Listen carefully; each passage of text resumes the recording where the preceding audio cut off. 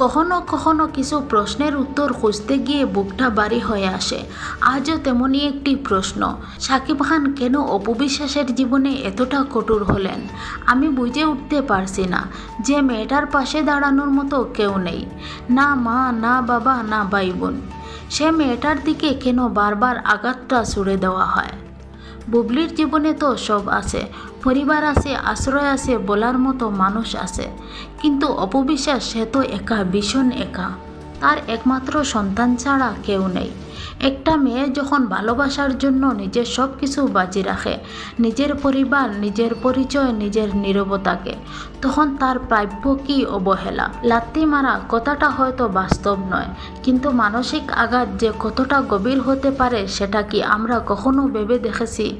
কেন জানি আজ অপু বিশ্বাসের দিকে তাকালে আমার কষ্ট লাগে। চোখে কোনো অভিযোগ নেই, তবু চোখ দুটো যেন অনেক প্রশ্ন করে। একটা মেয়ে যখন চুপচাপ সব সহ্য করে যায় তখন সে দুর্বল নয়, সে শুধু ভীষণ ক্লান্ত। এই গল্পে কে ঠিক কে ভুল সে হয়তো ইতিহাস বলবে, কিন্তু একজন মানুষ হিসাবে এতটুকুই তো বলতেই হয়, যার পাশে কেউ নেই তার উপর আঘাতটা সবচেয়ে বেশি কেন লাগে? আর সেই আঘাত শরীরে নয়, সোজা গিয়ে লাগে হৃদয়ে। এখন আপনারাই জানাবেন, অপু বিশ্বাসকে দেখলে কষ্ট লাগে না বুবলিকে দেখলে কষ্ট লাগে? তো আপনারাই অবশ্যই আমাকে কমেন্ট বক্সে জানাবেন। চ্যানেলটি সাবস্ক্রাইব করে পাশে থাকবেন।